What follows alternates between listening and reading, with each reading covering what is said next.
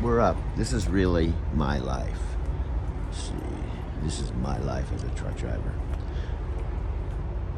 I love my life. I've been doing this 12 years and I love it, as crazy as it may seem. And I'm actually, I'm a functioning crazy person. That's what I am. You've heard of functioning alcoholics. I'm a functioning crazy person. See, there's a Starbucks emblem. Yeah, well, this is all full. Is there anybody going through the drive-through? Here comes somebody right now. I better not videotape them. Oh, there's some other people. My life is actually, oops, there it goes. That's the automatic shut-off. My life, from your perspective, some people would say this is horrible. I've told some friends what I do, and they go, "That sounds horrible. You're never home. You don't have a life. You're sleeping in a vehicle, and you're working 12 hours a day, and you never know where you're going next. I mean, that sounds terrible." Now, some of you know this already. This whole project and this whole channel kind of got it. On one hand, it didn't happen overnight. This has actually been a process that started in 2007, 14 years ago. Long before I started driving a truck. In fact, I was washing dishes in Denver, Colorado for Taki's restaurant. It wasn't an overnight process. But the most recent thing that happened about July 21st, 2007. Forgive my amateur camera work. It's about 12:30 and I'm working from 12 to 3 today as a dishwasher.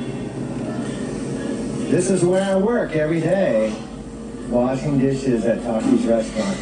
I quit my limo driving job about probably February, and it's now July. And I did it for actually about 5 different reasons. One of them, I had a disagreement with Yusuf, the son of Jamal, who owns Centennial Limousine. And I'll get into that conversation a little bit later. The bowls, and I actually I didn't even know where all the bowls went, but I put the bowls and the various dishes away.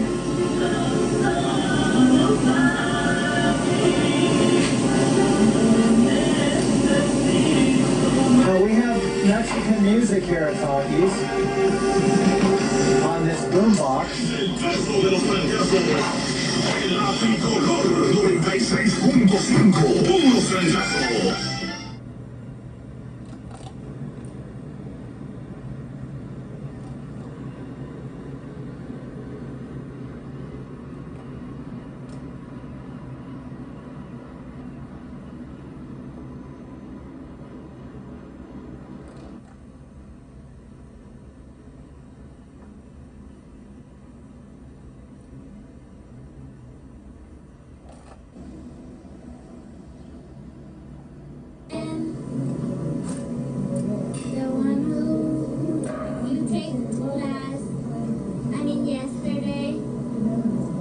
What is your name? Maria? Maria? Now, is it Angelica Maria? No, Angie Maria. Angie Maria. Or Marianne. Marianne? As long as you say it correctly. Angela? No, Marie. Angie Marie. Yeah. Angie Marie. Angie Maria. Angie Maria. Yes. That's correct. Angie Maria.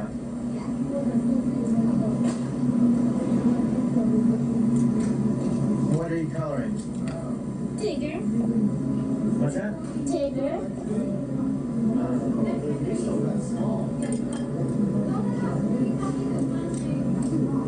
What are you eating? I'm just eating one of my chicken bowls.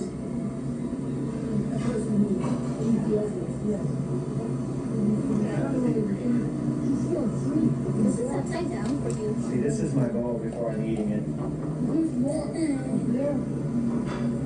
Taste it when you're done eating it. Just the empty bowl. It has chicken, white rice.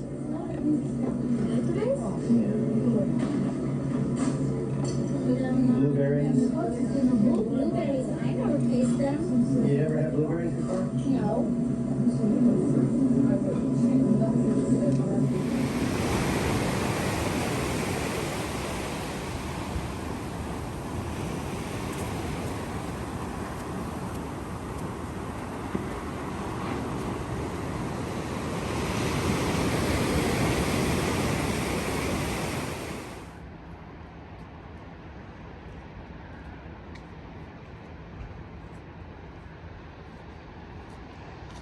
Now, this is kind of something that's going to seem kind of far out, but I think my friend Sophia would understand.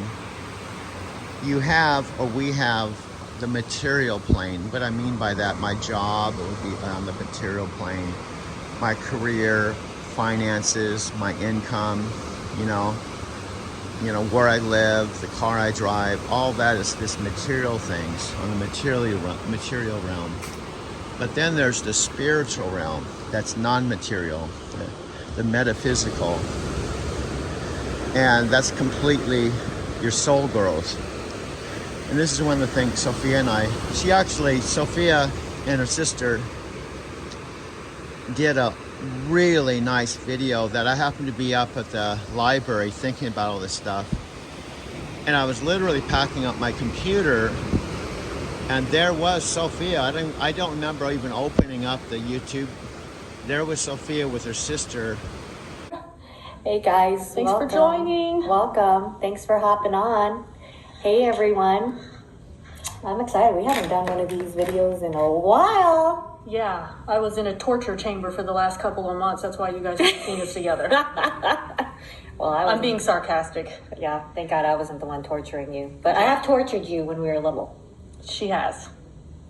I admit it. Why do we have to bring that up, though? I admit it. Can we move forward? Okay, well, maybe we should let everybody know what we're talking about. And then if they're interested in hopping on, at least they'll know what we're talking about here. Yeah. So, but I usually don't like to know because I am the kind of person that likes to go off the cuff. I actually channel and get my messages and they come off the cuff, but I know what it is. And so from Littleton, Colorado. This show was pre-recorded on May 20th, 2016. Our guest tonight is medium Sophia Rashkin. Sophia has been self-employed for 19 years. During this time, she was a real estate broker for 9 years and then went on to be a partner in a successful internet marketing business for 10 years.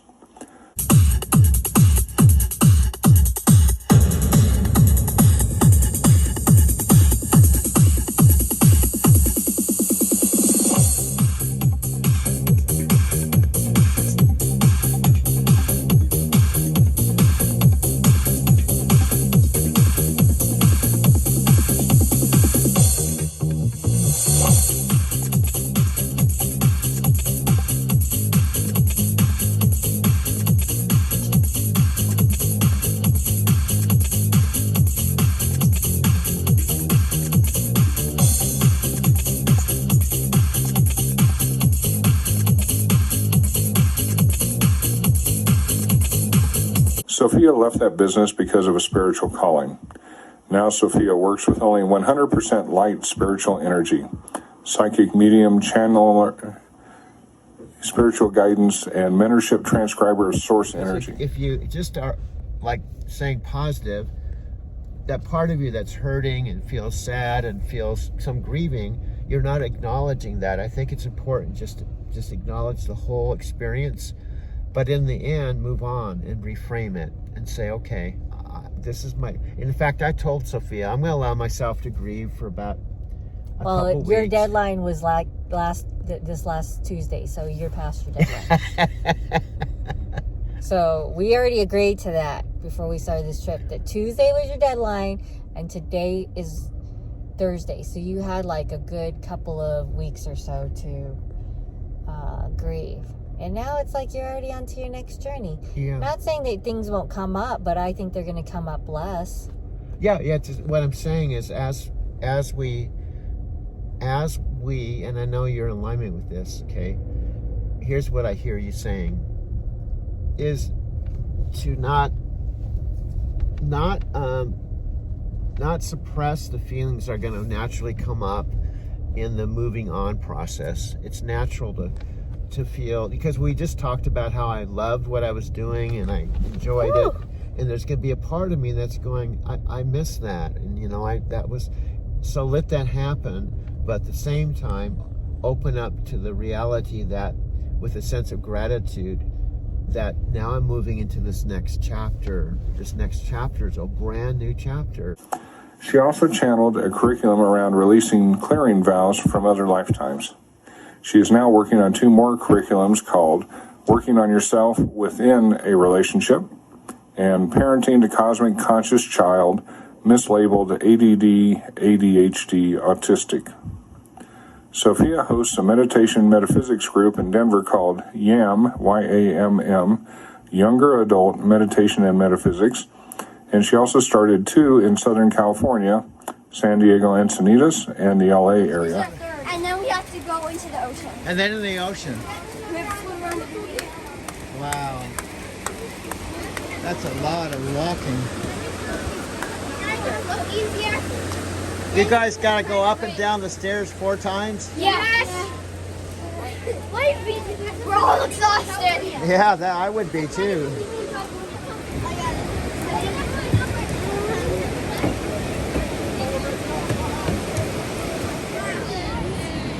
Junior lifeguards.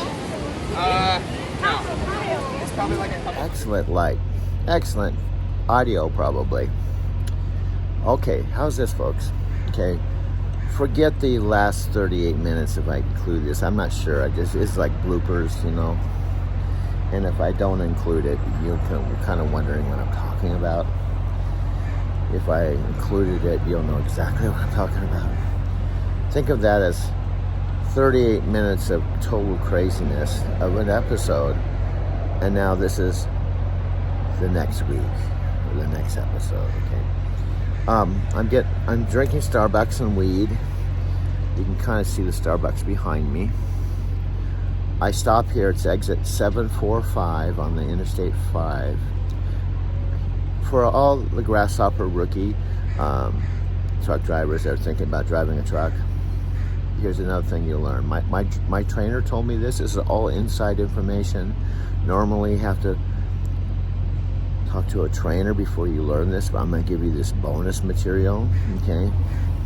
My trainer told me, you know, eventually, you know, you'll get to know all the exit numbers, you'll know all the truck stops, and I was like, right, uh-oh. Here comes one of these fancy. Wow, awesome. Hey, how do you like your Subaru? Love it. I got one, but I'm thinking of upgrading to that. Definitely do it. Yeah, it's worth it, huh? You can smile on your face everywhere you go. Yeah. Yeah, that's pretty cool. I like the color too. Smile on your face everywhere you go. That's a good thing. Get a smile on your face everywhere you go. So this is probably my upgrade, my next upgrade. You know, I saved $37,000 last year, so I could pay cash for something like this. Wouldn't that be awesome? It would be a status statement. Doug, the super trucker. This WRX Super Turbo.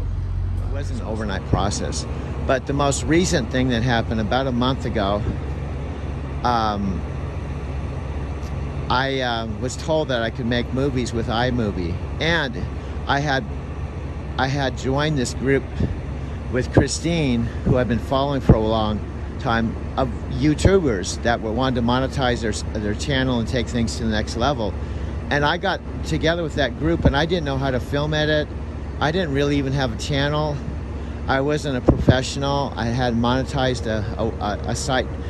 Christine had her channel for 8 years. Hey, Legend Video Content Creators. This is Doug Wirma, over-the-road truck driver. As obviously you'll see on my videos, I work for Night Transportation. But 4 days ago, I kind of had, well, 4 days ago, yeah, 4 days ago, I had kind of a breakthrough. I mentioned this in the text. I had my iPhone, but I had not purchased a Mac Pro or done any video editing ever in my life. And it was really a limitation for me. I was kind of intimidated on the possibility, can I do it, or will I be able to catch on? So I found with iMovie, actual view, I'm in my van looking out, there's benches here, and the ocean is right here, okay? And I've said this on other videos, this is one of, well, I could just tell you the reasons. It's really bullet bottom line TikTok level. One, the free parking here during the day. It means I can park my van here and lock it up and walk down the beach to Stone Steps. My day, and have been starting my day the last few days here, walking from my motel room, which is only about a 5-minute walk, to Stone Steps here in Encinitas, California. And yesterday I was here, same time, about 6 a.m. There was absolutely nobody here. And plus it was low tide. And this morning there was about 5 or 6 people here going up and down the stairs. And I talked to one of them. He said, oh yeah, we do this every Tuesday morning together. Or walk down to Swami's, or just leave it here and walk over to the Better Buzz coffee shop, which is 3 blocks away. And that's open from 6 a.m. until 8 o'clock at night.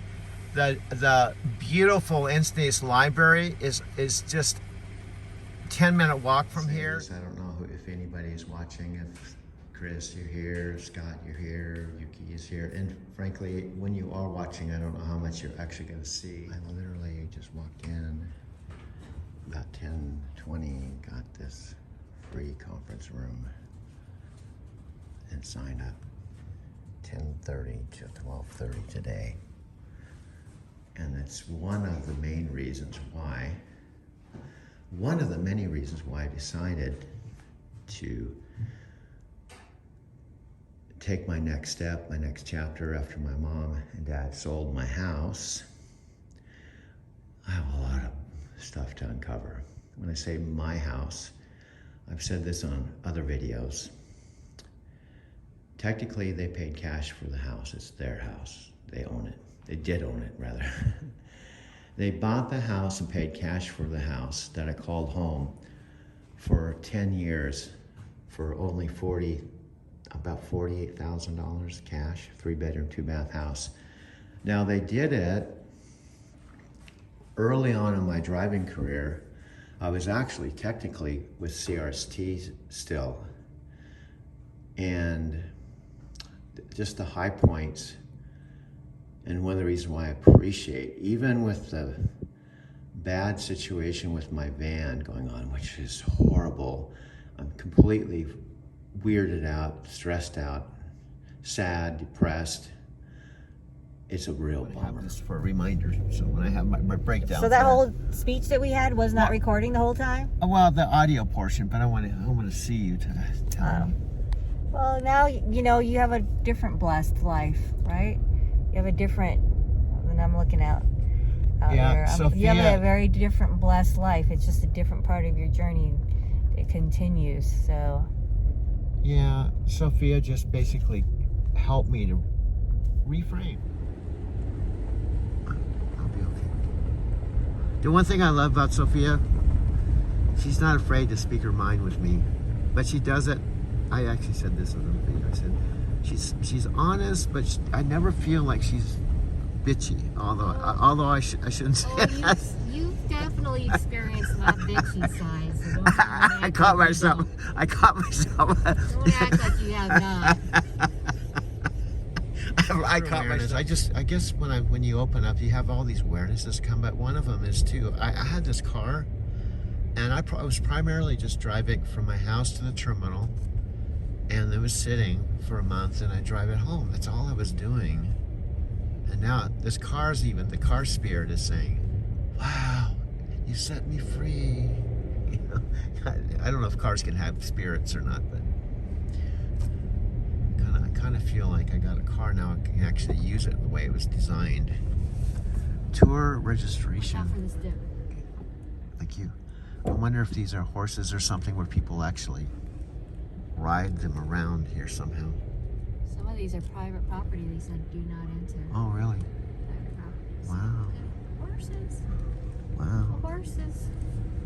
Kind of cool. Rock on these things. They're so amazing.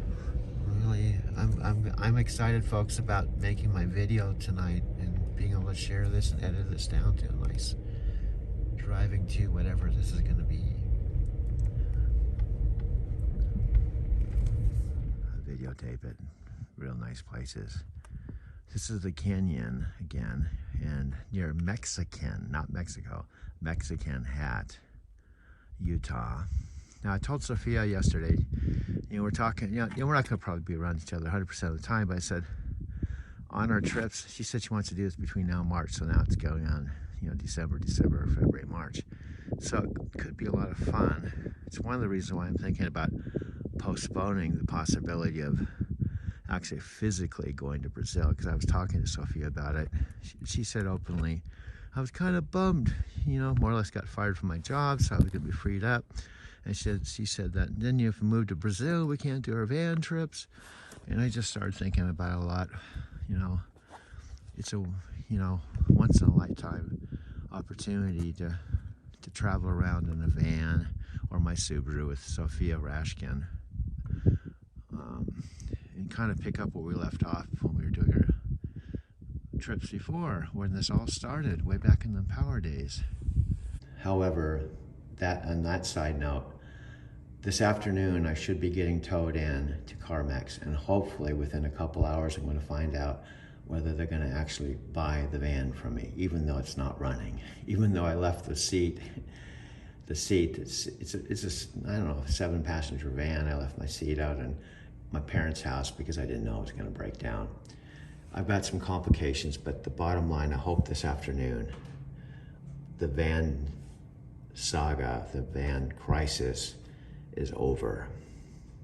Okay. I said, if you're Doug Burma driving around listening to the sound of my voice in the truck. Absolutely. Yeah, that's what blew my mind. Go ahead, we're rolling. Who wants to start? You want me to go ahead? You do, Okay. man. You're the truck Okay, my name's Doug Wirma. I've been waiting 4 years to stand side by side with the man, the legend, Dave Wood. And this weekend is totally off the chain, man.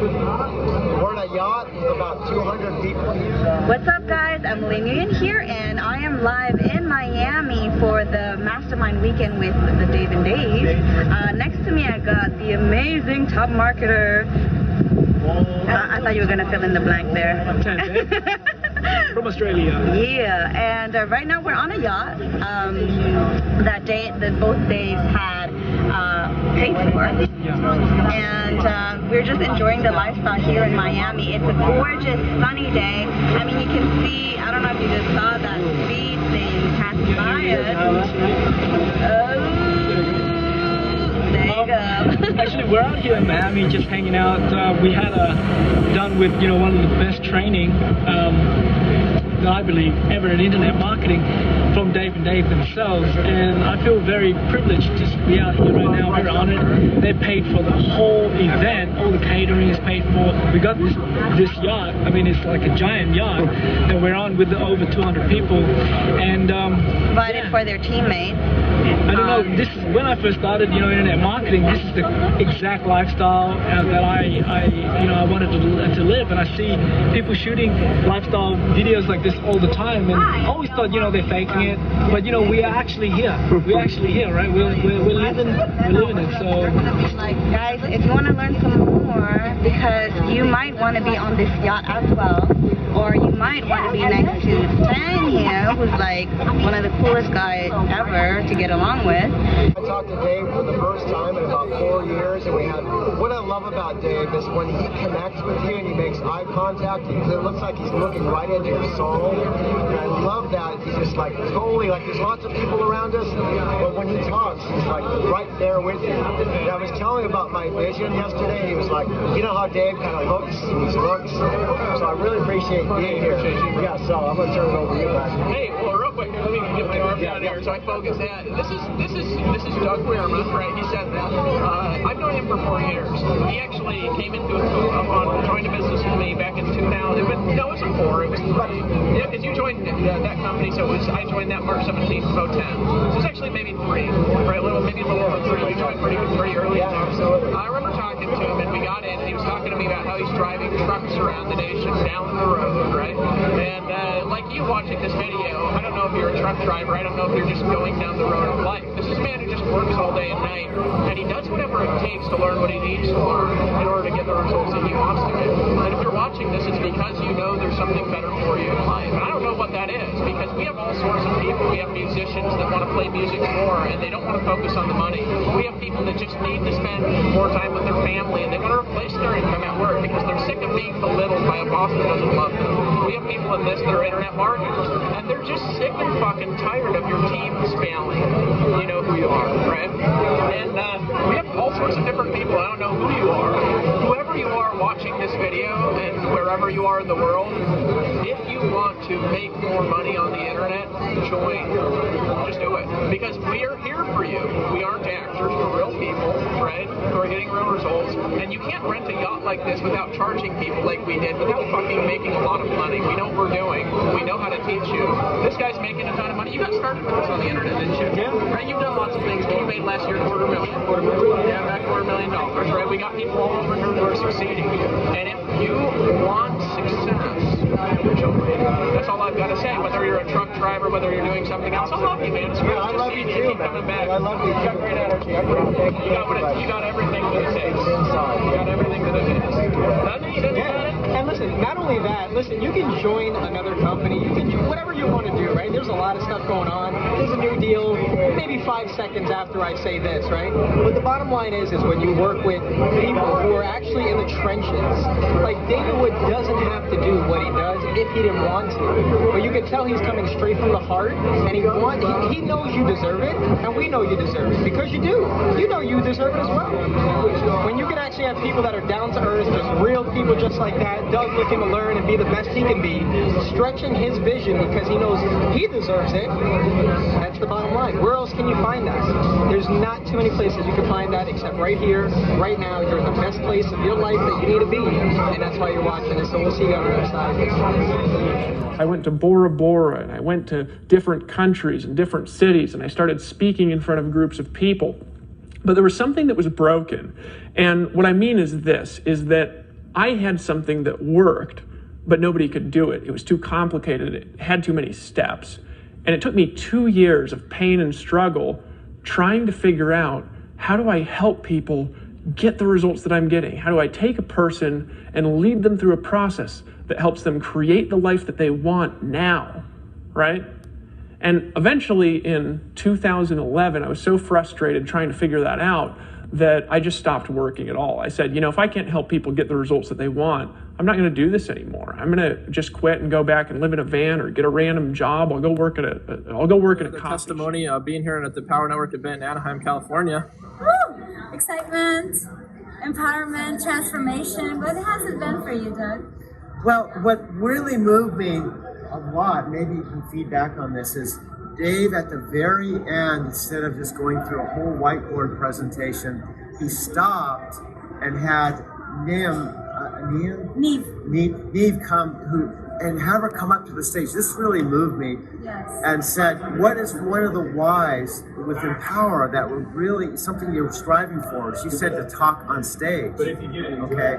And instead of going, that may happen down the road, he stepped off the stage and had the generosity to say, let's do it. Let's do it now. You got 10 minutes. Yeah, you got 10 minutes. And I almost started bawling on the side because I thought that's from a guy who's one of the co-founders to give up the stage to one of the members and give her a chance to experience it kinesthetically, and all of us to experience with her and be able to applaud just moved me. Then the second thing related to that, I was on the side. And I've had some good connection with Dave too. And I didn't stand up there for him to acknowledge me, but at the very end he said, Doug, who drives the truck, and he acknowledged me on the side. And I almost started bawling like a baby. So this company, and I know Scott behind the camera can relate to this, really cares. And all of, from the top down to all of us members, there's a heartfelt connection with this family between all of us, and that's what I got out of this event. Yeah, there's a lot of good content stuff, but it's the heart of the members and the heart of the company all the way around. So anyway, I've heard of these guys, but I never even heard of Dave Sharp. I heard of Dave Wood. I didn't get a chance to ever really spend time with him. And it was on that houseboat party, which is actually a live event, if you think about it, how live events change lives, and how important it is that you never miss them.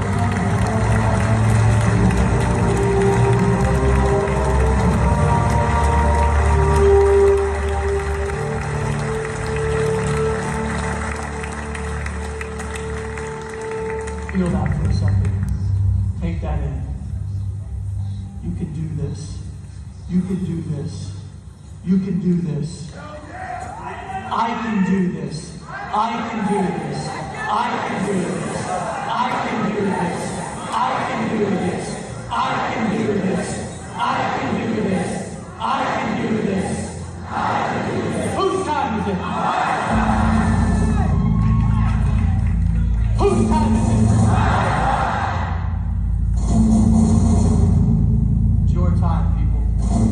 It's your time to do this. You've got this intention now, and it's clear. You've got this intention now, and it's set. You've got this intention now.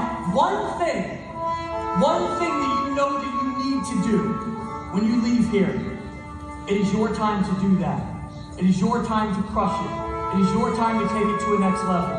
It is your time to step into your passion, your purpose. It's your time to perform at your optimum level. It is your time to step into an existence that you didn't even know existed. To live with more passion. For people to see it in your eyes. And when they get around you, they can feel it. You don't even need to say anything. They can feel your energy.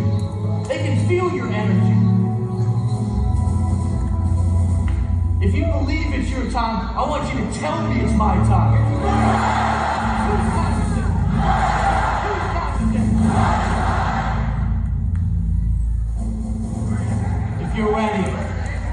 If you're ready right now, I want you to get ready for this. I want you to make the sound that you're gonna make when you hit that intention. When you're up on the stage, or you're doing whatever it is that you can say.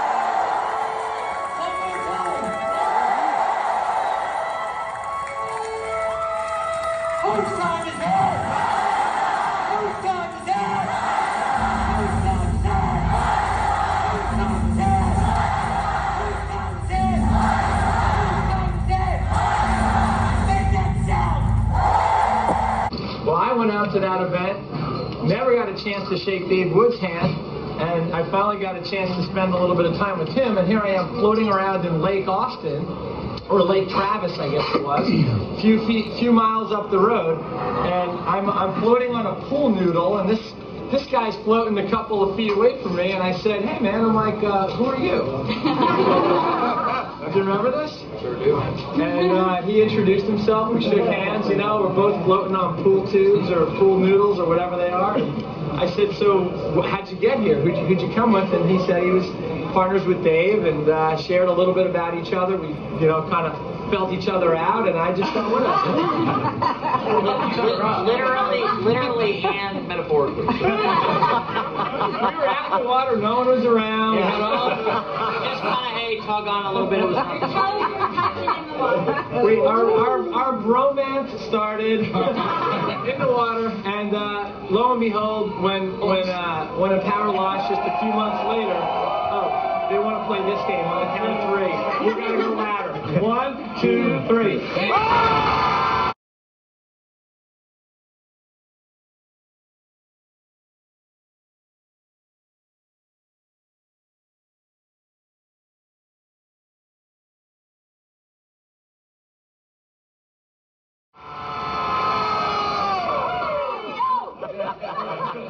So when Empower launched, I didn't know anything about Empower Network, but I knew enough about Dave and Dave from that weekend here in Austin that I knew that we wanted to be a part of it. And so that's why we're here, and I just want to have everybody raise a quick glass and a little toast over to Dave and Dave. Hey guys, listen, I just wanna say a few things to you guys. Toast, salute to all you guys being here in Austin, right? Cheers. Cheers. So here's what I want to say, and I'm gonna to make this quick. I'll turn it over to Dave because we've got a couple of things to do before we go party our asses off tonight. Now, you guys are already gotten started, and that's good because you know how to party. But here's what I want to tell you, and it's a little bit different of a message for this team because I know Aaron pretty well. Over the course of the last year and a half, I've gotten to know him very well. And I can tell you that this guy here, if you listen to him along with his wife, will lead you in the right direction. Okay, he will lead you in the right direction. This guy's bought into the vision. He's bought into what we're doing here. Sophia and himself and they did their due diligence before they got involved. And that's one of the things that when they first got started made such a big difference to me because we started to attract people who I knew were not going to put their name on something that was not worth putting their name on, right? Because guys, I'll tell you what, at the end of the day, they can take all your money, but they can't take your reputation. And they have a reputation. So here's what I'm going to tell you, is that if you guys focus, 4 things, right? Focus, listen to what this guy has to say, get all in and get to the next event. If you do those 4 things, and guys, those just aren't off the top of my head. We sat down and talked about over dinner just a minute ago what the most important things were that we could share with a couple of the teams who are really, really focused. And I'm going to tell you, this is one of those teams. Guys, if you do that, if you do those 4 things, badass stuff can happen over the course of the next 3 months, and your life can change just that fast, right? Just that fast. And then one day, it was about 3 months of not working, and I was a little bit depressed. I decided to go for a walk, and I was living in the mountains at the time in Costa Rica.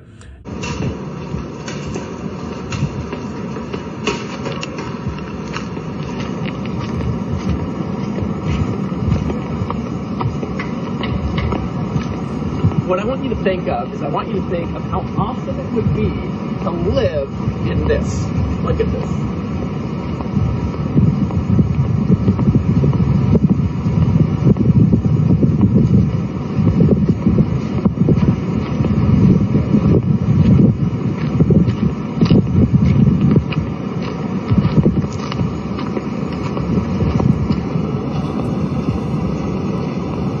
You ever wanted to drink out of a coconut on the beach, making like 20 or 30,000 a month? Huh?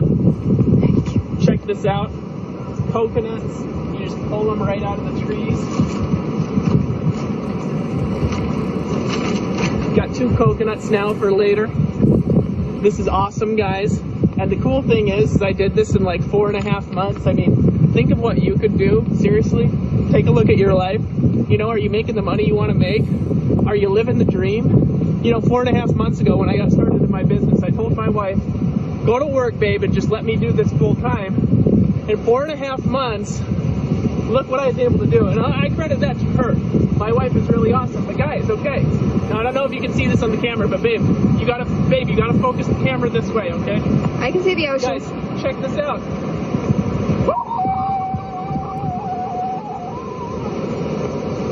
And I started to walk into the hills, and I was listening to some meditation music, thinking about these things and asking the question, how can I create something where people can just get involved and create the business and the results of their dreams? And I had this flash of insight, this idea that pulled all these parts together that showed me a plan, a strategy that turned into Empower Network.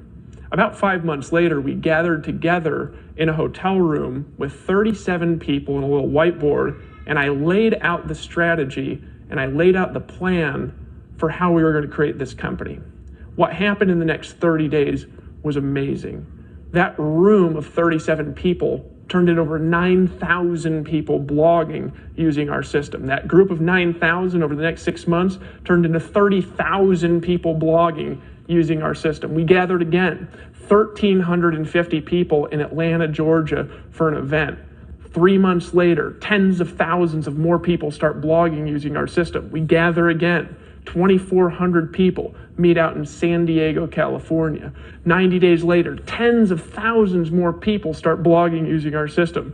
We meet again in Austin, Texas, 3,400 people. 3 months later, tens upon tens upon tens of thousands of more people start using our system. We now have 100,000 people using our system to blog to get results in all kinds of businesses, from chiropractors to dentists to other people in direct sales and network marketing, to affiliates who are people who are making money selling our products. We gather again in Chicago, 4,500 people using these strategies to create results, people just like you. And I wanted to introduce you to a few of them. I said, if you're Doug Burma driving around listening to the sound of my voice in the truck. Absolutely. Yeah, that's what blew my mind. Go ahead, we're rolling. Who wants to start? You want me to go ahead? You do, man. You're the truck Okay. Network event is part of your evolution. Listening to us speak is a part of your growth. It's a part of your challenge. It's a part of the adjustments that you need to make on the way to your destination. Being at the events is one thing. Getting all in is one thing. Some of you aren't willing to do it. Other people are fighting for a chance to do it. Right? John Chapman, come up here real quick, buddy, if you're in the room. But we gotta be fast, right? So your path towards your goal, ultimate, is a straight line. But what are we actually going to do? This is what we're going to do. If you're doing it right. I get off course. Okay? And then I got to get back on course. Because I'm no different than you. I've just been adjusting for longer, but headed in the same direction. Consistently with the same dream. Oh, dude, give him a hand. Come on, John Chapman. I got to grab this thing. We got to be fast here, John. Now, John, what's your best income month here so far? $12,800. How long have you been in one of my teams, or what was the first time you joined? What year? September of 2009. Which is when I about started.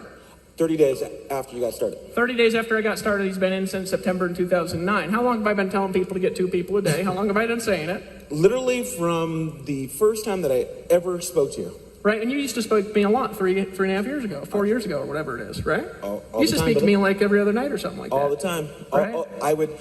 I would connect with you at any one point, at any time that you gave me the time is the time that I would connect. Hello, everyone. This is Doug. We're on our first full day, Sophia and I. We're just sitting in. I wasn't planning on getting terminated and switching gears and doing this, but it is what it is. So Sophia's been doing the van. She did her Prius thing for a couple years, got her Prius set up. She still has a regular program. I'm just outside the Starbucks making this video in Cardiff. I wanted to show you my car, my new Prius. Let me highlight, it's a new used Prius, but my van blew up. My first time I bought a car outside of CarMax. Will never do that again. So I bought this Prius just yesterday, and I'm very happy to have it. The direction I'm going right now. That's kind of okay. Then I'll figure it out wintertime. Most likely, I'm going to go to Encinitas in the winter. I don't think I'm going to stay here for the winter. And maybe by then, Japan might be open.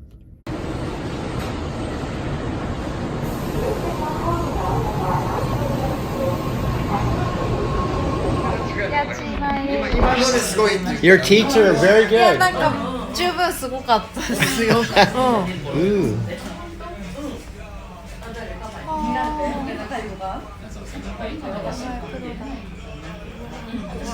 God, he makes it look so easy.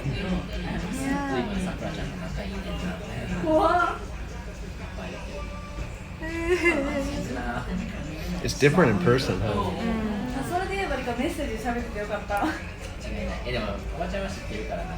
Once I had hair, it was back a few decades ago.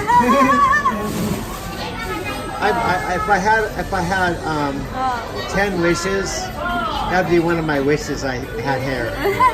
I miss shampooing it, cutting it. But you actually had. Yeah, way back.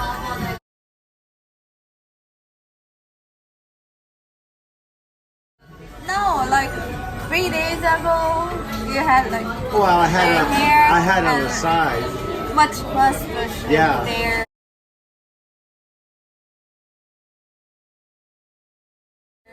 Yeah, my beard was. You didn't. I think I should have almost kept it because my beard gets pretty thick in about 3 weeks. Like forest. What's that? Like forest. Ooh. Yeah, it's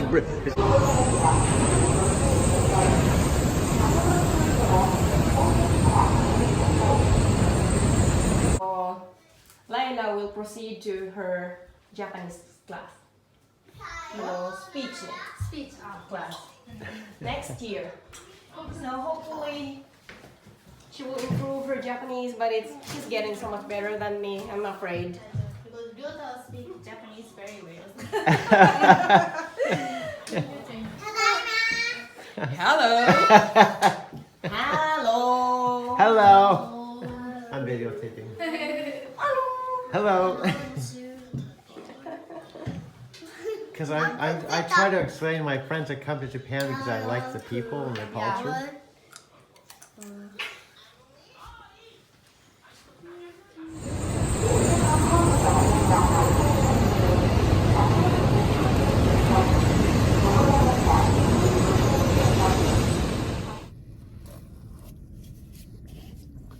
Dude, you're really going off this morning. I know. I'm just... Do you know what this really is? This is the modern day mirror work. Do you know what mirror work is? Back in the day, when you were going through a bad situation, do you know what you did? You talk to yourself in a mirror. You know, you give yourself a little pep talk. You spend an hour every day talking to yourself. I love you. You're going to make it. You're okay. Remember when you ran out of money in Morocco and you made it back to Beacons Beach in 10 days with no money? Remember when you did this, and you start talking about your wins and all the things that you've done that are positive instead of all the fuck-ups like buying the Toyota van that blew up on you. You don't have to talk about that. You know that. It's right there in your consciousness. This is mirror work. You sit in front of the mirror. Dude, this isn't a mirror. I know, this is the modern day thing. This is an iPhone. And what you do is you talk to it, and you have it for your record. You can look back at it. You're having a self-talk, mirror work thing. And the cool thing is, if you really want to be transparent and just with social media, you can post it on your video. You can chop it up. See, this is 48 minutes, dude. TikTok level, that's around, I don't know, 15 or 16 TikTok videos. Just think, in 48 minutes, you've just done 16 TikTok videos that you can do some high-powered ninja editing techniques. Hi! And then you got a quota for a while, dude. It's not a bad idea. Then you blend in some flashbacks, you know, and you tell people where you are, you know, in your front of Starbucks. And then you kind of make it a little entertaining. If no one watches it, guess what, dude? This doesn't cost you anything but time. And you got all the time in the world because Night fired your ass. So just chill, man. And enjoy your cup of coffee and do your mirror work. It'll make you feel better, dude. I am starting to feel a little better, to tell you the truth. I have some caffeine. And I went to the St. Mark's coffee shop at 5. They weren't open. I went back there at 6. They weren't open. They're probably open now. It's 8:14. Jeff's Fluid Coffee Bar is open, dude. Put that on your list of things. St. Mark's Coffee Shop. Been there 30 years. Jeff's Fluid Coffee Bar. One of your best friends. You just saw him yesterday. You go downtown, talk to him, sit at the bar, have some more coffee, stay up. Have a power talk with him while he's working, and you'll feel better about being here in Denver. You got to do things that make you feel good, you know. Drink the coffee, wake up, you know. Things aren't as bad as they are. Forget all the fuck-ups with Night, man. They're part of your past, you know. Like he said, we made our decision. You're fucked, you're fired, it's end of story, bye. You know, it's just get over it, you know. Get over it. You know, you're alive. You know, you're in your car. It's sunny. It's a beautiful day, you know. Your dad's turning 89 in just a couple of days, dude. 89. Oh, wow, that's a long time. Well, you're 68 means that you would have to live another how many years to be that age? 20-something? Wow, that's a long time. But let's just focus on the now. I can't look ahead 20 years, dude.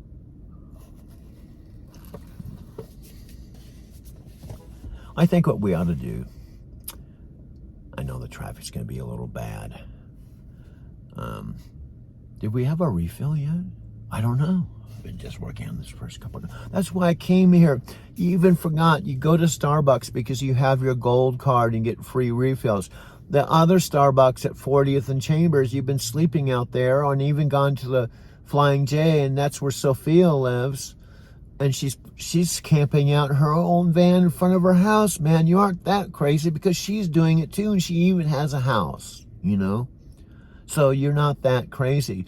Sophia's camping out her van in front of her own house.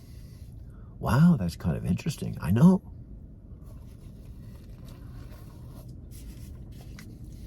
So you just gotta chill out.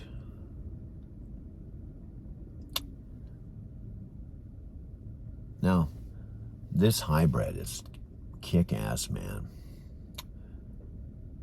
It's been running. You don't even hear it. You know when I push the start button, the power button, it just goes ready. It's like, is it on? Yeah, at first when I got this, I was like, I gotta figure out how to drive this thing. It's like space age. It looks like a rocket or something. You know, I have my Tokyo license plates up front. And there, that's the electric motor, dude. Should we get a refill or should we make our video? We could sit here right now, dude. Why not?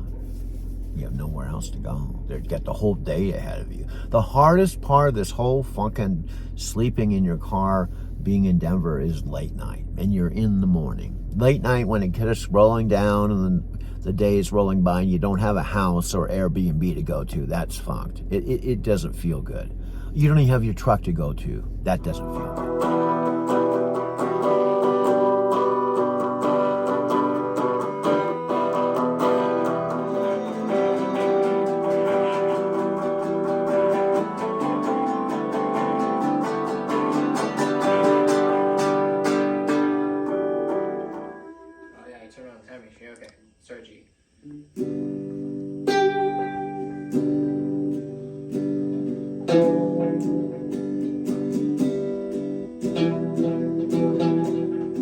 Oh, by the way, when I'm recording, you guys just say whatever you want to say or not say anything. Talk amongst yourselves. I have a goddamn microphone, and that's a dangerous proposition.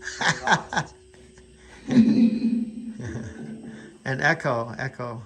Yes, I got the reverb because it's scary to sing into a microphone. I used to be with driving to Tokyo, then I went from the in-state van man with a plan, then my van blew up, so now I'm perhaps the Denver Prius plan guy. Anyway, I spontaneously booked an Airbnb this afternoon, and this guy, Jeremy, he's my Airbnb host, and this guy, what's your name, dude?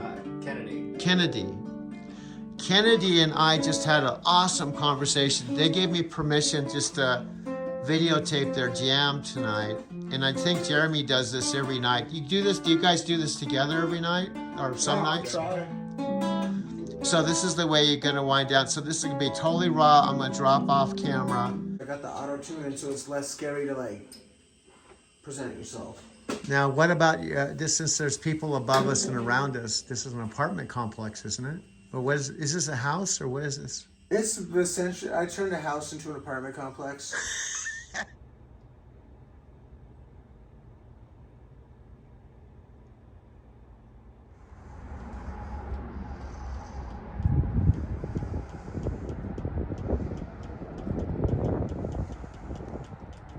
There's chickens in the backyard here at my Airbnb here in Bloomfield.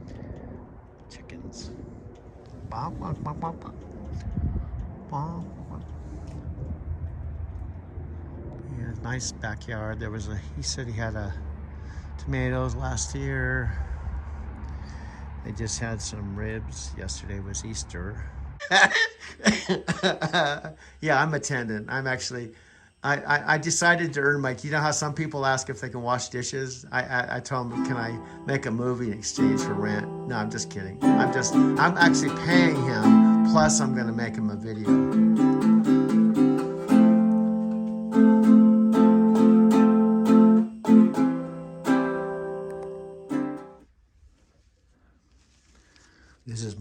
present tense, the last day I'm going to be here, but I made another booking for 4 more days in May because it's a perfect situation for having a place, and through Airbnb that's $40 a day, but not locked into a lease, and I can still do my videos right here in Bloomfield, Colorado, just outside of Boulder, Colorado. You got to go find a place for your Prius and park, put your shades up and kind of hide out, you know. But it's better than the tent people downtown, man, and you have savings. Those poor tent people are sleeping on the sidewalk and they have no money, man, no job, no car.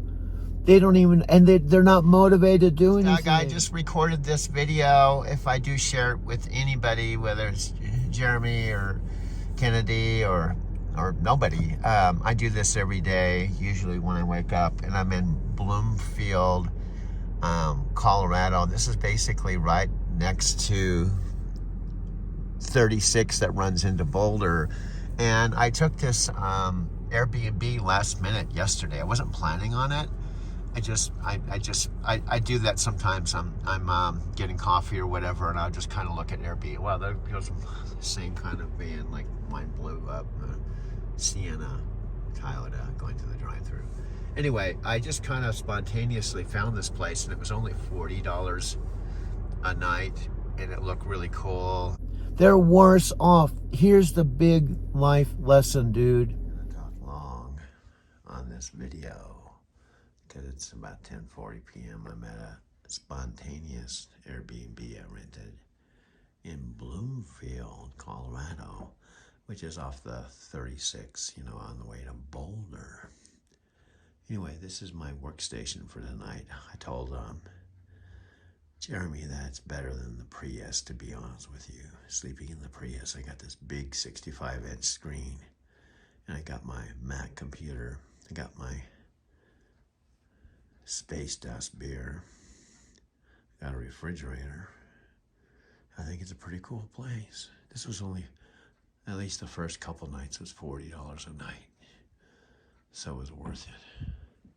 Anyway, I'm gonna just make a video tonight until I get tired. Now, up and coming tomorrow, I guess tomorrow's Easter, I'm gonna be interviewing Kennedy. Anyway, this looks kind of cool. Bill Murray. There's a light. The light. Reflections there.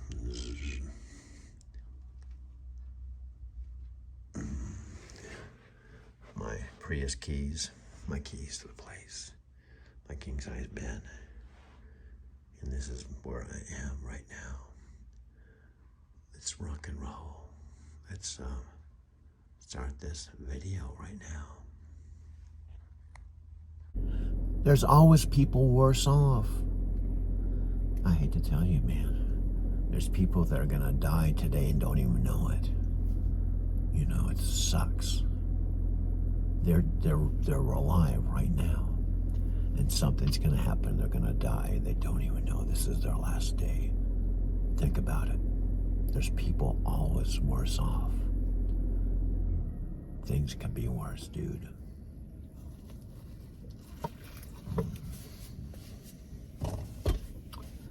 Are we ready to start our day? Okay, what are we gonna start this video with, dude?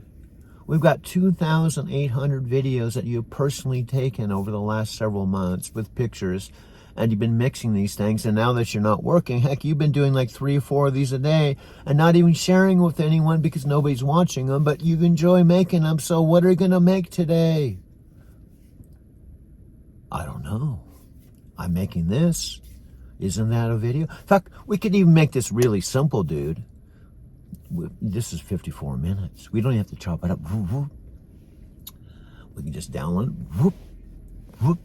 Since nobody's watching it, just keep it simple today. This first video could just be you talking for a whole hour. If nobody watches it, nobody watches it. If someone watches it, someone watches it. It's just that simple. It didn't cost you anything. And that's why you upgrade this phone anyway, to have 1 terabyte of storage. Maybe we should do an iPhone commercial, dude. We could do an iPhone. We could do a CarMax. Oh, there's Claudia. She's going right by me. Wow, she looks really serious. She's really committed to dumping that trash. She's the one that poured my coffee. I told her I'd be sitting in my car making my movie. Now, dude, what happened to your other phone, man? This is my Samsung phone that I don't even use. I'm turning it off. I'm turning this off, okay? I don't even use it, but I was stuck in it and I had an upgrade and I'm down to my last $45 payment. I'm gonna buy it, unlock it, turn it off, and I'll have it as a backup. I don't use Android for my movies. I only use iMovie with iPhone.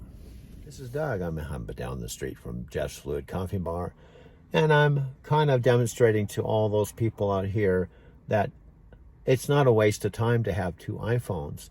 Now, this iPhone that I'm recording on right now on the side here, I actually paid for it. I don't have any mobile service on it, but I can still do videos. I can airdrop it over this phone. Then I can put it on iMovie here and make a movie on it, and I'm videotaping on this without any wires or anything. I can airdrop it over here. And then my outside me, this is my outside me, right? The real me in Denver, Colorado, the real me here is now inside this phone. I can send it into inside of this phone, and then my outside me will be on the inside, and then I'll stay inside this phone until I decide to use an iMovie. Then when I use an iMovie, I can go to video, recent videos, click on it, and then I'll go right into my iMovie. I can make an iMovie, and then my outside me is on the inside, and then I can send it the photos and send it to YouTube, and then I'll go round and around and around, depending on the length of the video, until you're actually watching it somewhere in the world. That's magic, dude. And it's all in 4K. At Jeremy's place, Jeremy in Bloomfield, my Airbnb host and now new friend, had a 65-inch TV in my bedroom. I walked in and thought, my God, this is unbelievable. Let's figure out how to project my videos onto his screen in my room. I told him, this is worth $40 a day. I think I don't even care about sleeping there. I could just pay $40 a day, go use his TV, and then sleep in my car outside. Maybe I'll propose that. Wow, that's kind of a cool idea. So anyway, let's demonstrate this right now. Dude, you can take off your hat. It's not even cold. Yeah, I can put my Route 66 hat with my nightshirt. It reminds me of the good old days driving, man. Driving a truck. Just pretend you're driving the truck now, you know? Just pretend you're sitting up real high, you know, and don't stand up, because you can't stand up, you'll hit your head. But just kind of pretend you're in the truck, and you can kind of make you feel better, you know? Like you used to make the movies in the truck, dude. I'm actually... Oh, I know where I put the other phone. Wow, dude, you're having a senior... No, I'm not. I put it in here. I put it in for a pad. Here is our iPhone commercial. Okay. For all of you, I'll use a good example. Dude, you're going over an hour. I know. It doesn't matter, man. I could talk 3 hours, and I don't have to put all 3 hours. I can chop it up, use a minute, 2 minutes, 3 minutes. I can just talk. After all, I took the video matrix. What was the whole point of the video matrix? To get comfortable in front of the camera. Because you hated yourself in front of the camera. You still hate yourself in front of the camera. And you got to continue the video matrix even after the video matrix is long gone and Mike's gone. I don't even know where Mike is. And he's no longer making thumbnails for my channel because my channel is blown up. Words, just tell us a little bit about yourself and how you got started and some things that we'd like to know. Okay, I've been driving for 3 years. Oh, 3 years, okay. Yeah, I've been with Knight for 2 years. I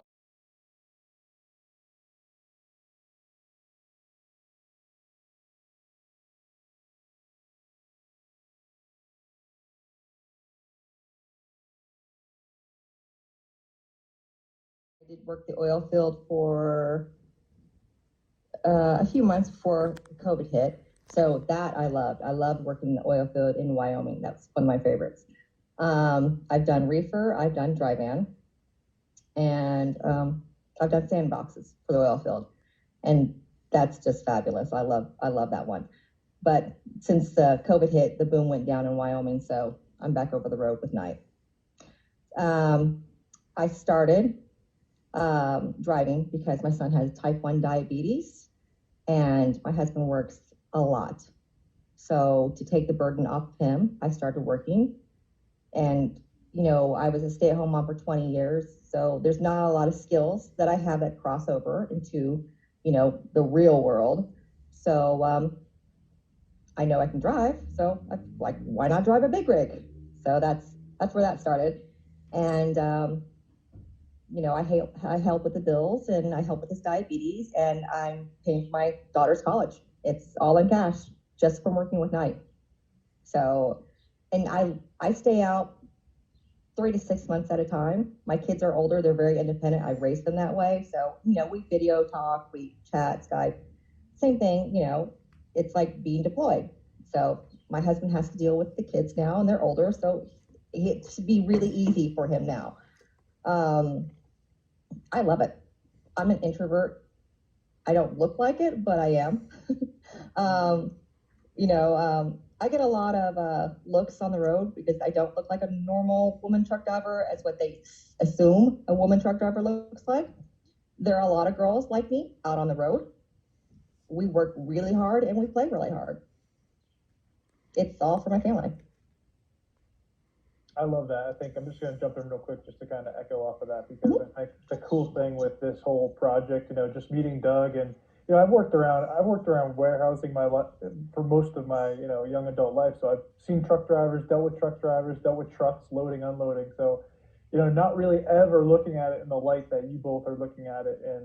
And it's really cool to see each person have their own individual story, and the common link is trucking to get there. And I think it's just such a cool thing, because you can not only see a lot of things, you can just kind of be on your own, be independent, and you're making solid money for what you're doing. So I just think it's awesome to meet new people. And I think that, you know, with the channel, with Doug, and you coming into the fold here, just even this little Zoom call, I think is really cool, just to kind of get things flowing, get the energy flowing, because, you know, there are women and men out there right now that are struggling, that don't know what to do, or they want to travel, or they're stuck financially, or they have, you know, a kid or something that needs some medical help or whatever, and they might not even think of trucking, which is like, you know, it's right there. So I love the connection here, and I just wanted to jump in and say that, and you know, appreciate you for coming on here today and just kind of chatting.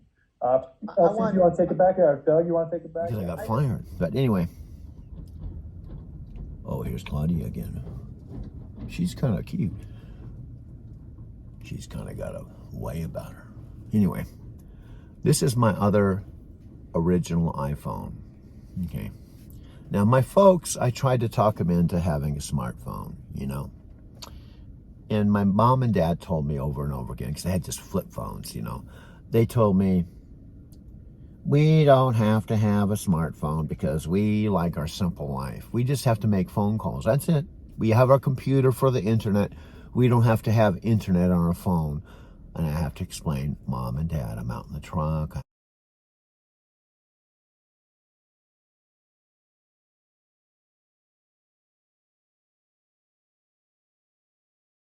have to use my GPS. I'm in Tokyo. I use this. I have my Airbnb app. Without this phone in Tokyo, I would be screwed. I can't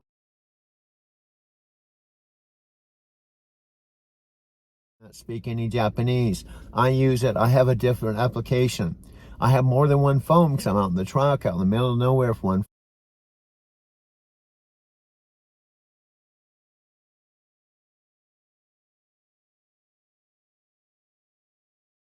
Phone doesn't work. I have a backup. Plus, I'm making money and I have to go into this whole thing. And they're like, that's not our situation. I know that's not your situation.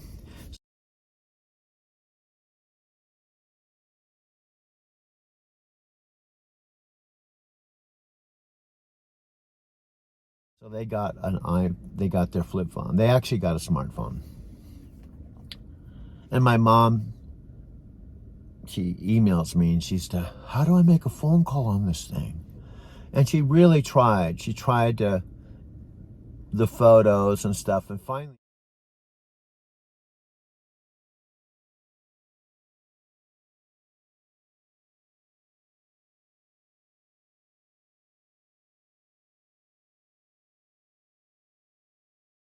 my dad said, fuck this thing, just take it back. I want my flip phone. My dad always talks on the speakerphone in the living room.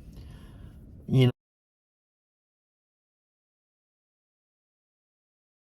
know, he doesn't hold the phone like this and talk, or he doesn't have a Bluetooth, because I don't even know if he has Bluetooth on his phone.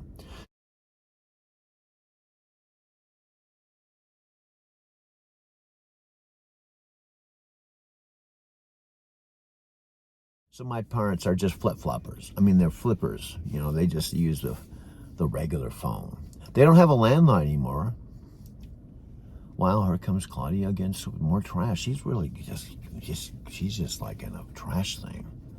She just looks like she's really serious. She's like, I'm gonna empty this trash. I haven't got my refill yet. But anyway, this is the last workhorse iPhone that I used prior to getting this. Cherry Creek to get a new charging cord for my Apple mainstream 1 terabyte phone. I got one from the truck stop, and it's just not working. Plus, I've been in my basement Airbnb all day. I've lost count, 3 videos. I'm a little bit sad.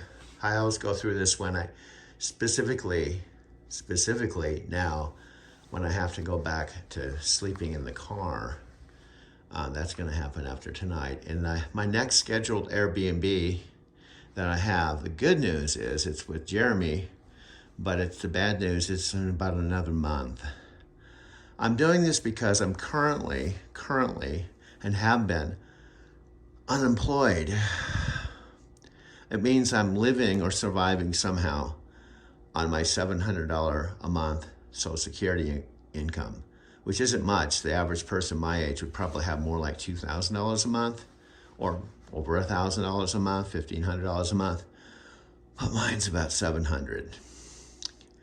Now, the good news is that $700 I'm getting on Social Security will cover my Prius car payment, my insurance, my mobile phone, and more, a little more. So basically, I know at least where I'm sleeping at night: my car, my insurance, my mobile phone, and probably gasoline, as long as I just keep doing what I'm doing, will be covered. A little coffee money. And I've got savings, although, to tell you the truth, I'll be honest with you, I haven't been as frugal as I probably should be. And I've been here in Denver, Colorado for around, I don't know, about 18 days, almost 3 weeks. And I'm still not working. April 21st, I am at the St. Mark's Coffee Shop in Capitol Hill, one of my favorite places to hang out. I also have my friend Jeff's Wood Coffee Truck. Some of you may already know this history, but just for documentation purposes, I lived in Denver, Colorado, which is here. I took a one-way train ticket to Southern California in January of 2009 with only $250 to my name. I moved in with my folks, and it was my mom that said, why don't you drive a truck? So the company I applied to and I talked to a recruiter was CRST. It was the first company and the only company I applied for. They recruited me. I just had to have verifiable employment. Oddly enough, my verifiable employment was washing dishes at Takis Restaurant in Denver, Colorado. And I had to have a clean criminal record and a driving record. Since I drove a taxi and a limo in Denver, Colorado for 10 years, I qualified. So then I went to truck driving school for 10 days.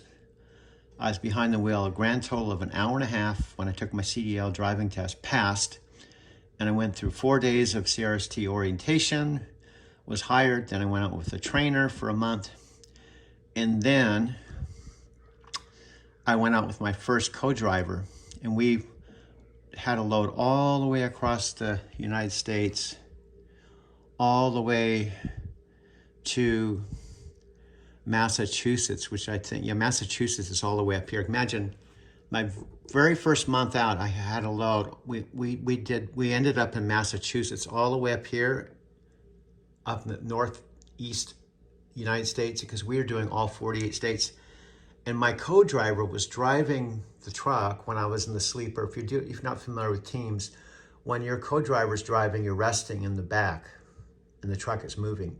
And I came out of the sleeper, sat down in the passenger seat and looked up and I said, dude, that bridge looks low. And he goes, no, it looks okay. And bam, he hit a bridge in Massachusetts, peeled back the top of the trailer, and he said, I'm fucked. Well, that particular month, he had blew out some tires, ran a stop sign, and when he hit the bridge, he said, I'm fucked. And he got fired. The very first driver I had, ironically, got fired.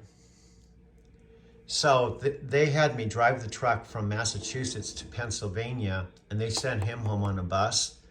And then I had to get a temporary co-driver because I was so new.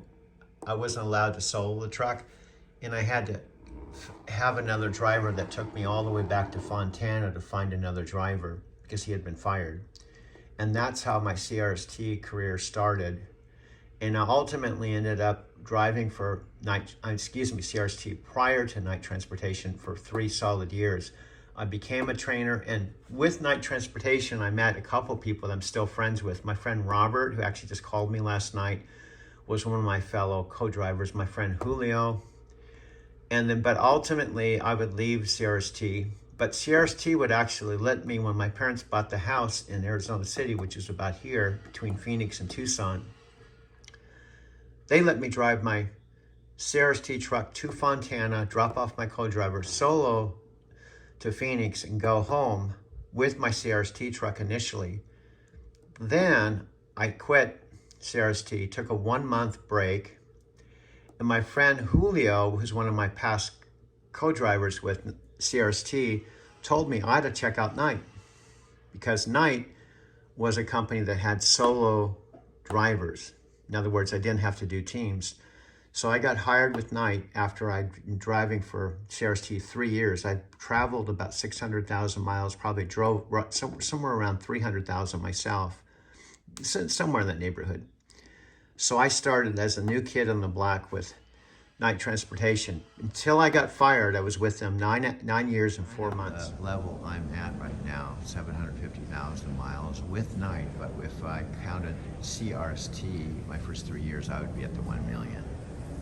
But since they don't give me credit for my previous company, I have to drive some more, probably drive another 3 or 4, balance of my career to hit the million. Oh, I want to point out Madeline. It was about 2 weeks ago. This really got me excited. About 2 weeks ago, she said, I actually listened to one of your videos. I couldn't watch it. I had to listen to it on the way to work. And she said something like, we had to do a 3 or 4 day road trip. Now, I don't know when that's going to happen, but that got me real excited because I've been doing all these crazy videos when I was just by myself in the truck. And I've been talking about how great the culture is. But to have Madeline actually physically in the truck, and I've seen all the night transportation videos that they've done. It's always been my dream to actually do a company. You have to take dreams in little bite-sized pieces. Exactly. So it was my dream, and by you putting that out there, me not saying it, my higher consciousness or my higher self went, wow, that could be a first step.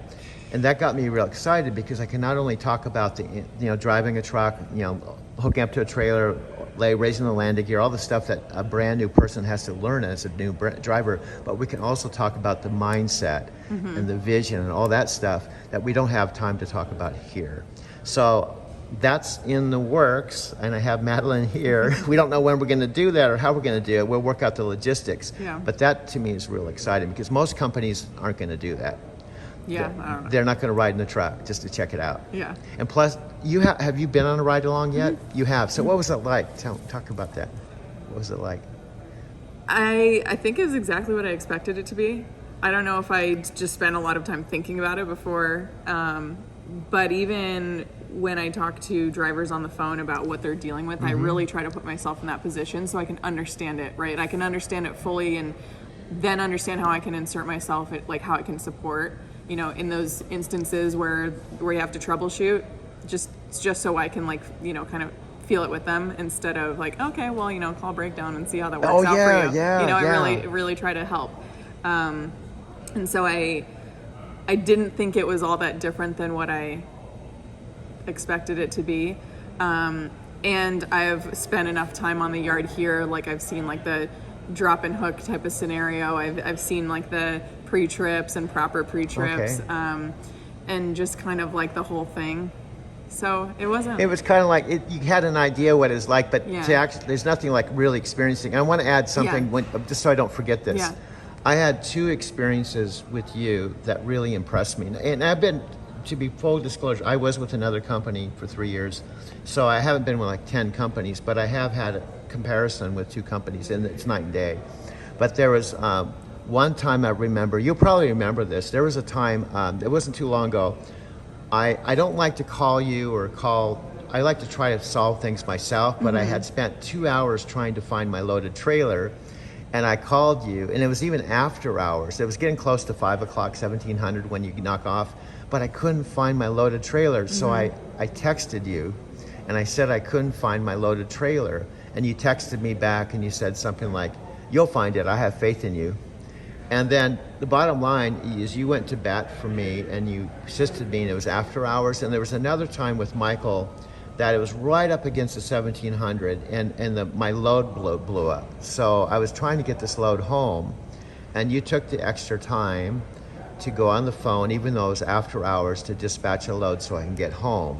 And you didn't have to do that. A lot of people, a lot of other companies, they would just say, "Oh, just call after hours, I'm going home." Right. But you ended up getting a load for me, ended up getting me home. So you do that constantly. Yeah, I do. I do. And that's a huge thing, because it's just not normal. Yeah, I know, but so those are the things that I understand. Like, I understand you're trying to get home. I understand you're frustrated. It's the end of the day. It's dusk. You know, there's no one else there to help you. There's 5 rows of trailers, and I've been out here trying to search for a trailer before, and I can't find it, and I'm like, what the heck? I know it's out here. I pinged it, and the GPS is showing it's right there, and I can't find it. And so, like, okay, just kind of like take a deep breath and look again, and you end up finding it. And so Yeah, I I did find it. And what I've noticed too, you probably can relate to this.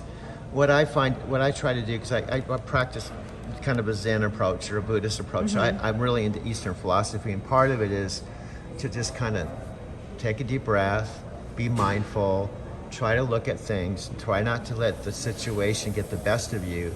And like, for example, when I couldn't find that trailer, I didn't get all upset. What I did, and I think I even told you over the text or whatever, I'm gonna go talk to the supervisor. And now I was actually really frustrated, but instead of blowing up on him, I went to him and I was kind. It's part of Eastern loving kindness and compassion. Right. And I just said, "Sir," I was honest. I said, "I've been looking for this empty or this loaded trailer. I can't find it anywhere. To be honest with you, my time's running out, and if I have to, I may have to just go back to our yard, which is close. And if you could just find it between now and tomorrow morning, I'll come back tomorrow morning." I was really kind of calm about it. And he said, "No, let me take care," because I was calm and I didn't attack him or I didn't make him wrong. He said, "Let me go talk to my supervisor and we'll get this handled." And then he came back, the supervisor came back to me and said, no, we'll take care of it. And he got on the phone, and within 10 minutes they had my trailer. But what I found out happened, they buried my trailer. How many places they bury your loaded trailer when it's a preloaded trailer behind 5 trailers where I couldn't see it and I couldn't get to it. Yeah. But the point is, they took care of me. And it was because a combination of you and keeping a calm attitude, and they got taken care of, and I took the trailer back and went back to the Fontana yard with about 4 minutes to spare. Yeah.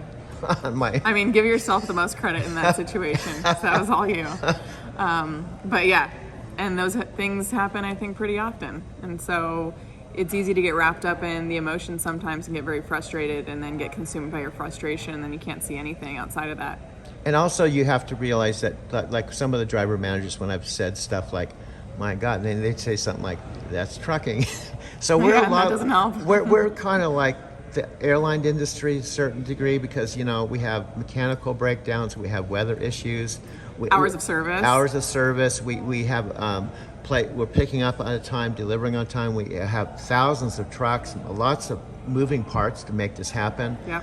And inevitably, as much as you strive for perfection, it's not a reality. Stuff is going to happen. So what I love about Night is I just mentioned, and I'm going to wrap up with this because I know Madeline's busy. She has to get back to work. But I told her this is kind of, to me, like a paid personal development program that you get paid to do. Because now that I have my job down and I'm pretty good at it, I'm past I call it grasshopper stage. What's cool is now I'm applying personal development type principles in the job. There's lots of time to meditate, to think, to read, to listen to positive tapes that you don't have on a regular job. So that's something to consider with this job, is the intangibles with this job. Now, I'm trying to think of a last question. Okay, last question. What do you see as maybe some of your next steps, or some things that you've thought about that how you want to take things to the next level? Any visions or goals or ideas? Me personally? Yeah, with you personally and with your job or the company. I don't know. I've always been kind of the person that you're in the moment. Yeah, I've always been kind of the person that thinks about more than just what's in front of me, which may be a good thing, maybe a bad thing, but also in the way of like I think outside the box and I think about new ideas, like how to make things better in anything I encounter, right? Like even though my job is here, I can encounter all these other people along the way in my day. And then in every single one of those things, like I know that I'm not the only person doing that. So like, how could I make this a better process or, a better experience for everybody who's involved? And so when I think about those things, some of the things I'd like to fix are just maybe processes in general, because there are so many that can be improved, whether it's with technology or people or communication or all of the above. I can't really like pinpoint anything specifically that's interesting for anyone to really know about. I'll give you an like example. A short example. I'll just wrap up with this because I know you need to go. For example, with just me in general, when I started driving 12 years ago, we had paper logs. We don't have paper logs anymore. We have e-logs. When I started driving, we had a manual transmission. Now we have automatic transmission. Yep. When I started, we didn't have apps on our phone. We had those big clunky like communication devices with the cord. Now we have a real streamlined tablet. Now I can get all my communication on my phone. Yeah. So I can see just in the last 9 years how technology has influenced my job. So I'm excited with truck driving. I wish I was like 30 something and I had more years to watch this develop. Oh yeah. So it's got to be exciting for you too. And it sounds like you're just kind of in the moment, but aware of ways that you can contribute and kind of make it better. And just you're kind of in the moment. But I think I think truck driving, the bottom line for me, truck driving isn't what most people think it is that aren't in the industry. Yeah. Like once you get involved with it, I think it's a pretty exciting thing. Yeah. And then plus, bottom line with Night, there's a lot involved. There's drivers, there's management, there's a lot of room for advancement too. Someone could start out as a driver and go into being a driver manager or a planner or go into the corporate side. They don't necessarily have to be a driver forever. Yeah. So there's lots of room for growth. Oh yeah. Always and everywhere. So anyway, I took a lot of your time. I appreciate that. With Madeline's permission, I'm going to go on my home time and I'm going to make one of my videos and I'm going to put this on the video and talk about how wonderful the management is. Now, I could even send this to you, see if you like it. I probably won't. I don't like myself on camera. I thought you did great. Oh, thank you. Yeah, and it's hat day, and that's why I'm wearing this hat. I don't wear it every day. And you have stars on it. Yep. Anyway, I'll talk to you soon. Hopefully, we'll do the drive soon. I've got some complications related to the car because to drive for Hoover or Lyft, I have to register my car. Now, technically, with Lyft, I just have to register the car. I don't have to have an Arizona driver's license, which is good. But the traffic is really bad here. I love driving on the open highway. And if I drive my Prius, it'll be almost like driving a taxi like the good old days. I can be running people to the airport. It'll probably be pretty cool for content creation because I'm going full circle back to where I began this journey. I began this journey in Denver, Colorado, technically August of 1990. Beautiful sunny day. Cherry Creek Mall is not that far from where my Airbnb is. My Airbnb that I'm renting, just the last night, I just rented it for 2 nights. This is the second time around. It's near Wash Park.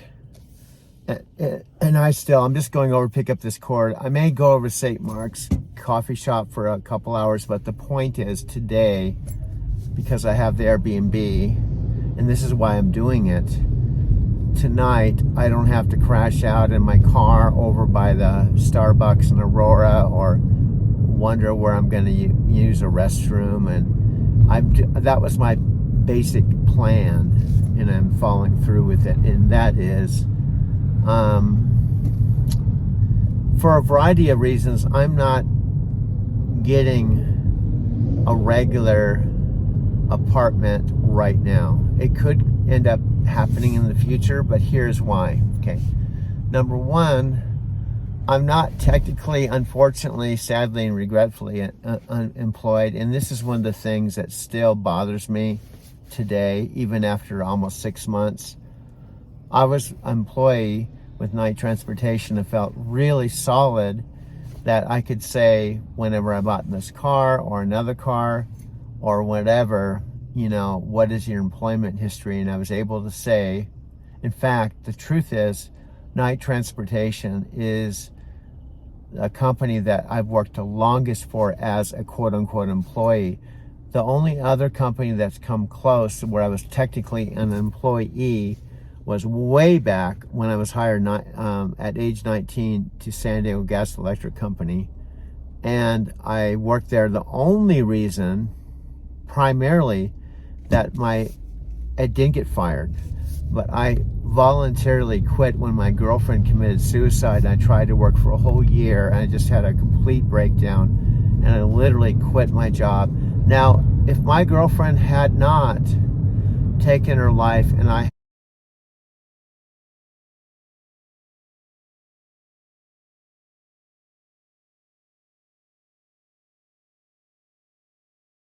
had not quit my job, I don't know. It's hard to say, you know, who knows? But there's a strong possibility. Now, God, I just hate the way people drive. It's turning down. There's 2 lanes coming, and people are just so fucking aggressive. It's like people drive like their hair's on fire, and they drive like they're in a fucking Indy 500. I just hate. It doesn't matter whether it's Denver, Los Angeles, San Diego, even Encinitas. There's no city that's immune to the way. And I honestly don't get it. Being a CDL professional driver, even though I'm not in the truck anymore, I drove 1 million miles with no accidents. Now, some people would say, well, you had a microsleep, so therefore you can't be that good of a driver, or you got fired from Knight Transportation for a microsleep. And what I want to say about that, this is another whole huge conversation. You don't understand the nature of, number one, having a microsleep, what it is. It's a fatigue-oriented, it happens to people in the military, fire department, people that are deployed. It's a function of working all kinds of weird hours. Your body clock gets all thrown out of whack, and that's one of the big, huge disconnects I have with Knight Transportation, Madeline, and operations, and the management, and the logistics side of Knight Transportation is the fact that they're office people. Let's just be straight about it. They're office people that basically they don't understand what it's like to not have a home, to work all kinds of weird hours, to basically, you don't go to work at 7 every day, get off at 5. Like,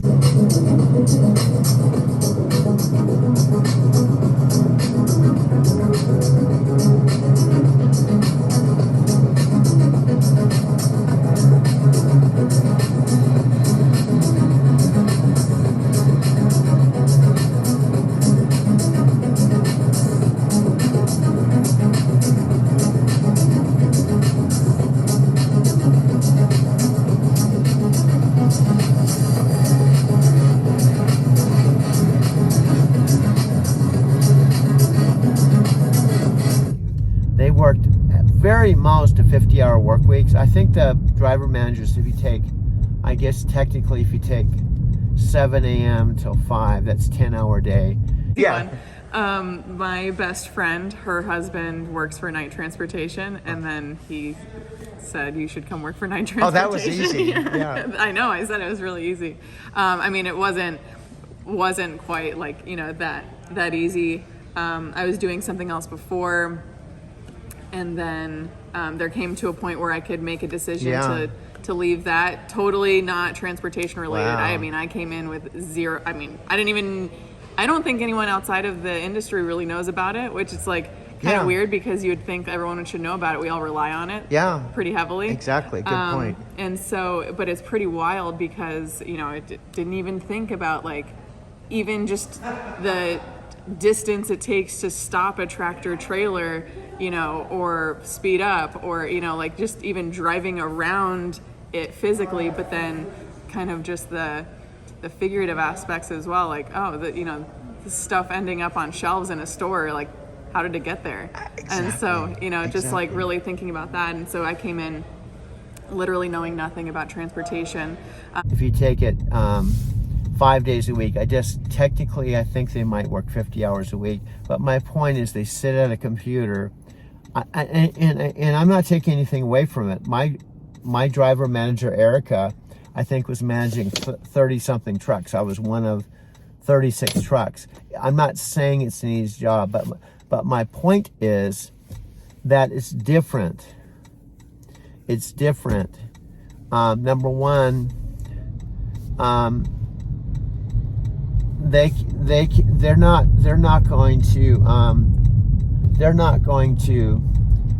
in the truck working all kinds of weird hours, all kinds of different geographical locations, you know, cities, time zones. It's just a whole nother scene.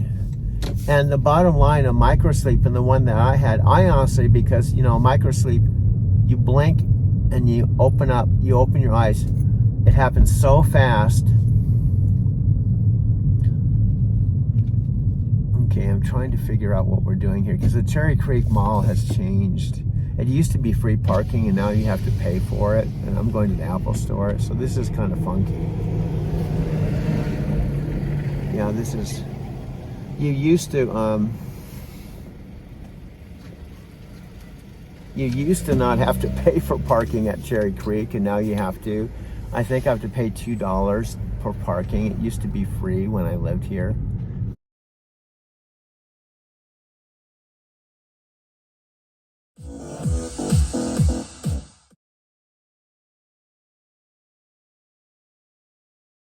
That's kind of funky. But anyway, my whole point is, and it's done, I'm fired. They'll never rehire me. I've lost my career over a microsleep. But my point is, the bottom line is they did not have any awareness, comprehension, any idea about what it's like to actually physically be out in the real trucking world. This has iMovie on it, and it has 500 gigabytes of storage. Now, why does that mean anything to someone like me? Okay, when I started the Video Matrix and I had my original iPhone that I had, it had 127 gigabytes of storage. Now, when I bought it, I didn't think it was a big deal because I wasn't making videos like I am now. But then when I started making videos, I started maxing things out. What do I mean? Okay. I'd make a video, put my heart and soul into it. I'd finish it. I go to download it and it says, you've maxed out your storage space. You got to eliminate some video. And so I couldn't download it to Photos, to download to my YouTube channel or anywhere because it was maxed out. So that's when I realized I had to have bigger storage than 127 standard. So what did I do? I went ahead and bumped it to 500, thinking 127, 500. It's gonna give me some extra space. And I used this for, and then Domingo, oddly enough, with my friend Sophia Rashkin, I met through the Empower business 10 years ago. It's kind of funny. When we started doing our spiritual, this is a side thing, started doing our spiritual road trips together after she went through a divorce with Aaron, her partner, and left the Empower business. I was in my friend Chicago's little black, I don't know, it was 2005 Chevy Cavalier. And she said, well, you really need to get a better car. So she had a white Lexus that she bought through CarMax. So she recommended I go through CarMax. So guess what? My first car I bought through CarMax, I bought a 2009 Lexus ES350. I financed it, put $8,000 down or something, financed it, paid it off and sold it back to CarMax. And then I got a Hyundai. Oddly enough, all the cars I bought through CarMax have been white. I bought a Hyundai Sport. Well, anyway, my point is, I bought a Lexus. Sophia had a Lexus. Then down the road, recently, because she had a Toyota van that she was camping in. She also had a Prius too, by the way. She was camping in her Prius, but then she got a Toyota van too that she car camped in recently. So when I lost my job and was fired at Night Transportation, I drove my Subaru that I had bought through CarMax, my 2017 Subaru all-wheel drive. It was a white car also, up to hang out with her in Mexican Hat after I was fired on November 5th. I was in my white Subaru that I bought through CarMax, but guess what? I bought this Prius because my Toyota van that I decided to trade my Subaru in for at a as-is private dealer, it blew up on me out here. So here I am in a CarMax Prius. So Sophia had a Lexus, I bought a Lexus. She had a Toyota van, I bought a Toyota van. And she has a Prius, I have a Prius. In fact, I think her Prius might be white, if I'm not mistaken. So here it is. I don't think I'm gonna have any trouble with this, but I have a 30-day money-back guarantee, number one. Number two, I got a Max Care maintenance package where this is covered for about another 90,000 miles with a $300 deductible. It means the engine could blow up, the tranny could go bad, anything and everything. The most it's gonna cost me is $300. In fact, for the next 90 days, they pay for everything. If anything goes wrong, I made a huge mistake buying my van through an as-is dealer. Never